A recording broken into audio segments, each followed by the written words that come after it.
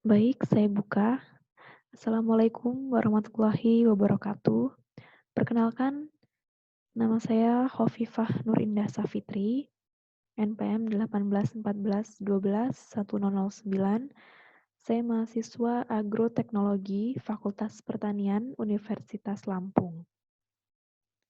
Baik, di sini saya akan mempresentasikan mengenai judul penelitian saya, yaitu identifikasi arthropoda yang terperangkap pada alat perangkap jaring (SWIPNet) di pertanaman padi sawah pada fase vegetatif dan generatif di Desa Tirtalaga, Mesuji, Lampung.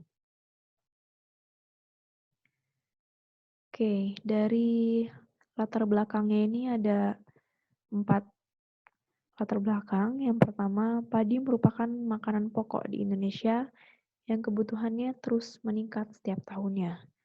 Kemudian ada agroekosistem padi sawah yang keberadaan flora dan faunanya ini cukup kompleks. Kemudian ada berbagai macam hama dan musuh alami yang tersebar di ekosistem tanaman padi sawah ini. Kemudian latar belakang yang terakhir yaitu diperlukan suatu teknik pemantauan yang praktis dan sederhana yang dapat digunakan oleh petani. Salah satunya ialah penggunaan alat SWIPNet. Oke, dari latar belakang ini saya menetapkan suatu tujuan. Ada 2 tujuan. Yang pertama, untuk mempermudah pemantauan hama pada tanaman padi sawah. Oriza Sativa menggunakan alat perangkap jaring SWIPNet. Dan yang kedua, untuk mengetahui indeks diversitas pada suatu ekosistem sawah. Kemudian, saya membuat rumusan masalah. Yang pertama, berapa banyak arthropoda yang terperangkap pada alat perangkap jaring SWIPNet pada pertanaman padi sawah? Dan yang kedua, apakah terjadi indeks diversitas arthropoda pada suatu ekosistem sawah? Nah, kemudian saya membuat kerangka pemikiran mengenai penelitian saya. Padi Oryza sativa merupakan komoditas penting karena merupakan makanan pokok rakyat Indonesia, dan banyak usaha yang telah dilakukan pemerintah untuk meningkatkan produktivitas padi. Kalimat ini saya kutip dari Satria 2014. Salah satu penyebab penurunan produktivitas padi sawah yaitu karena adanya organisme pengganggu tanaman. Ini dari Sembel tahun 2000. Hama utama tanaman padi antara lain yaitu meliputi tikus, penggerek batang padi, warang coklat, warang hijau. Kemudian beberapa hama lainnya yang berpotensi merusak tanaman padi yaitu ada warang punggung putih, warang hijau, lembing batu, ulat gerayak, pelipat daun, dan walang sangit. Ini dikutip dari Baihaqi dan Widiarta tahun 2009. Nah, kemudian cara untuk mengendalikan dalam penelitian saya ini, saya menggunakan alat perangkap jaring, yaitu SWIPNet, yang merupakan alat jaring serangga. Alat ini dapat dibuat dari kayu atau batang aluminium, kawat, dan kain kasa atau kain kelambu. Bentuk jaring meruncing ke bawah dengan ukuran yang bervariasi menyesuaikan dari rangka SWIPNet tersebut. Kemudian saya membuat hipotesis. Yang pertama, penggunaan alat perangkap SWIPNet ini mampu digunakan sebagai alat untuk memonitoring hama dan pengendalian secara mekanik pada tanaman padi sawah. Kemudian yang kedua, indeks diversitas pada suatu ekosistem dapat diperoleh setelah menggunakan alat perangkap jaring SWIPNet. Oke, selanjutnya itu pembahasan mengenai padi, Oryza sativa. Padi ini merupakan kingdom Plantae, filum Spermatophyta, termasuk dalam kelas Monocotyledon, ordonya Poiles, familinya Gramineae, genus Oryza, spesies Oryza sativa. Morfologi dari padi ini, ciri khas daun padi ini adanya sisik dan telinga daun, sekumpulan bunga padi yang keluar dari buku paling atas dinamakan malai.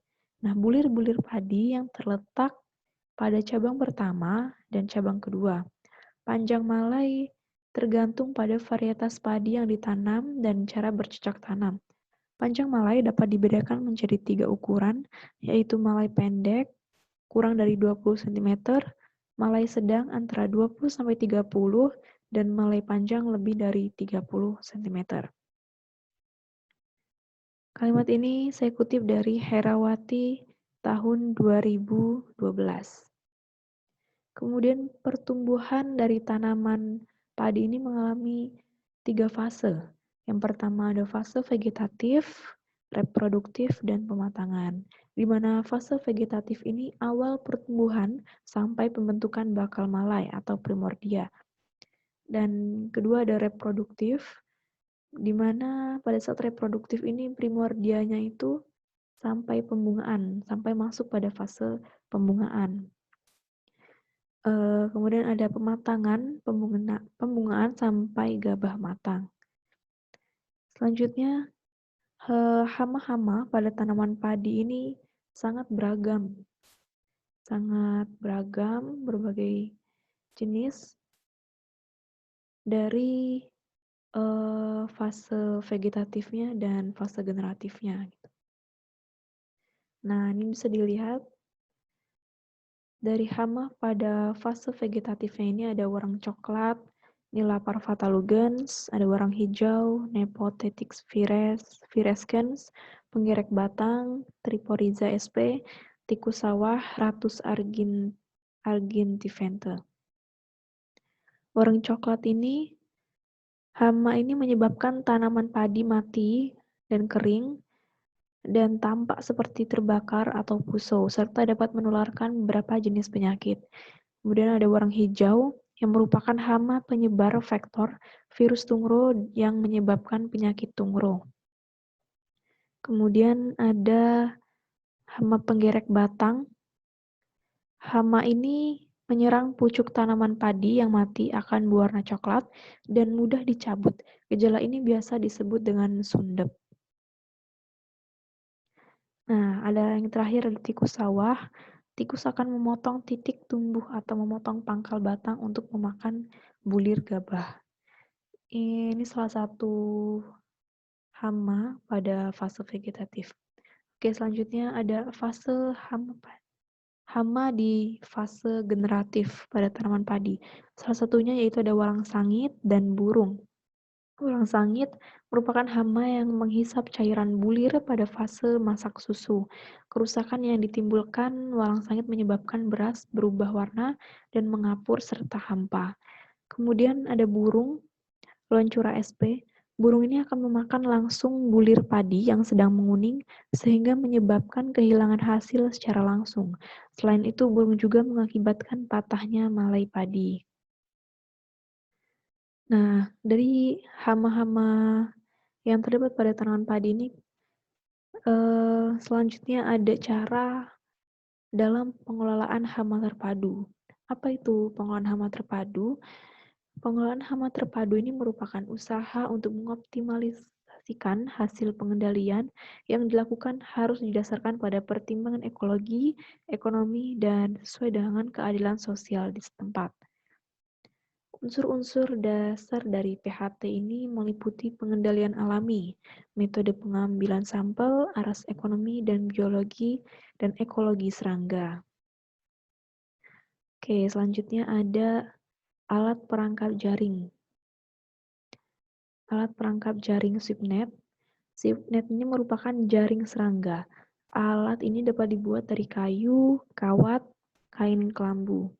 Jaring serangga dibuat dari bahan yang ringan dan kuat, yaitu kain kasa atau belaku. Panjang tangkai jaring sekitar 75-100 cm. Mulut jaring terbuka dengan garis tengah 30 cm. Panjang kantong kain kasa sekitar 2 kali panjang garis tengah lingkaran mulut jaring. Nah, jaring serangga ini dapat digunakan dengan 2 cara, yaitu mengayunkan pada tanaman. Dalam keadaan ini diperlukan kecepatan dan keterampilan, khususnya bagi serangga yang terbang dengan cepat. Kedua, yaitu dengan cara menyapukan di sekitar tanaman. Di sini akan diperoleh jumlah dan jenis serangga yang relatif kecil.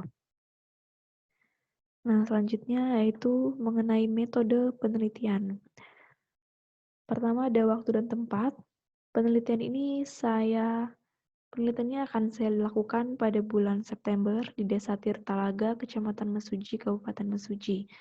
Nah, alat dan bahan yang dibutuhkan itu dari alat-alatnya sendiri menggunakan alat perangkap SwipNet, gelas plastik, mikroskop, cawan petri, pinset, botol, sarung tangan, penggaris, tali rapiah, kertas label, kalkulator, buku, identitas serangga, dan alat tulis. Kemudian bahan-bahan yang digunakan yaitu tanaman padi sawah, serangga arthropoda, dan alkohol 70%. Nah, untuk metode penelitiannya, ini dilakukan dengan cara survei, yaitu dengan cara pengamatan langsung di lapang. Pengamatan ini dilakukan pada 4 hamparan sawah, masing-masing memiliki luas 1 hektar. Dari setiap hamparan ini diamati petak sampel yang berukuran 10 kali 10 meter.